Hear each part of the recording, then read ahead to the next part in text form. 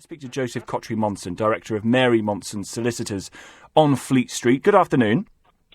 Good afternoon, Tom. Afternoon, Joseph. Give us an assessment of what the impact is on courts. Do you think Michael Gove is right when he says it's placing too much pressure on the court system?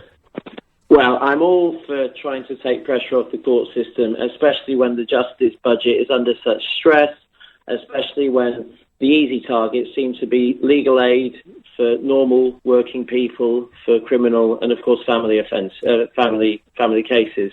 But it's important, Tom, that we cut through some of the misinformation that's been put out by the Justice Secretary, Mr. Michael Gove, on this point.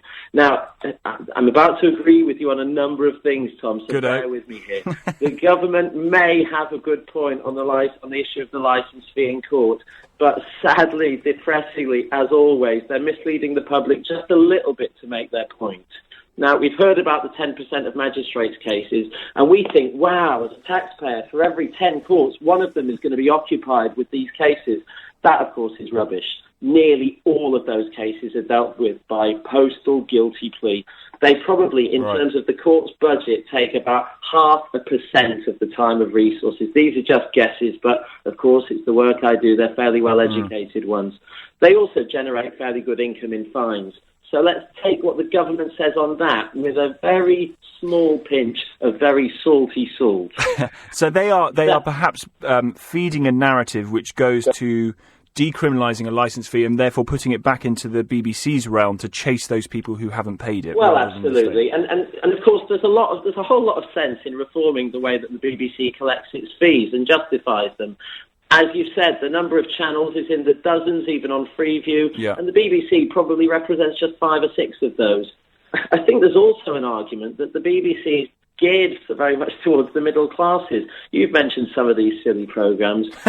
Songs of praise, points of view, antiques, reality TV. Well, we haven't even got onto the schedule on BBC Three. I mean, some of the stuff on there, absolute dross. And, and some of the stuff on, BBC 4 when it was on, it's fairly useful. But the reality is it's poor people who are going to court for non-payment, people with chaotic lifestyles, mental health problems, often limited English, who don't even understand the concept of the fee. And there are stories, terrible, depressing stories of people actually bringing in their TV to court because they don't understand. And they just want to give it away and not get into trouble. See that? Sorry, go on. No. I was just that's absolutely horrendous. That it is the people, as you say, as you described, at the bottom who are really struggling, have these chaotic lifestyles, as you've described them, who are being hit by this. It's fine for the majority of people for whom they've got a direct debit and it goes out every year and you notice it or you don't. But for those people for whom £145 in one lump sum is a complete luxury when they don't even watch it. Well, that's right, and the word is luxury, because historically, of course, a television and a radio was a luxury. It related to a period where, not everybody had a radio or a television, and that's why it was a criminal offence, because it really was, this special thing. But there's a very strong argument that without a television nowadays, you can't really engage properly with society, and the idea that that's taxed seems... it seems to be ready for reform. The FA Cup final, the elections, the Queen's Christmas message, people can't imagine being without those. David Dimbleby and his family with their dulcet tones describing whatever cultural experience we're supposed to be watching. I get all that, but I suppose the more general question is whether there's something else going on here. Why is it that the government are targeting the licence fee in the courts? Is it because they're worried about poor people ending up in court and plugging up the system? Probably not. Of course, there's the issue of the Ministry of Justice budget. You know my views on spending the money in the right place. Legal aid, very important. Criminalising poor people, perhaps not so much. But there is an argument as well, and we've got to put both sides, that the BBC's enemies, especially on the right of the political spectrum, regard making the licence fee easier to avoid as a great way of making the BBC weaker, because they're no fans of the BBC. It's no secret that big business and the political right don't like the BBC. In recent years, the BBC, especially previous to this election, has not really been prepared to just report without comment.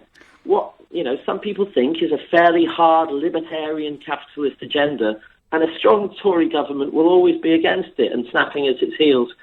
I think that said, this, these round of attacks that we're getting in the past few years on the BBC, it's probably a little bit unfair. It does have a role, as you said, as a kind of protected and political voice.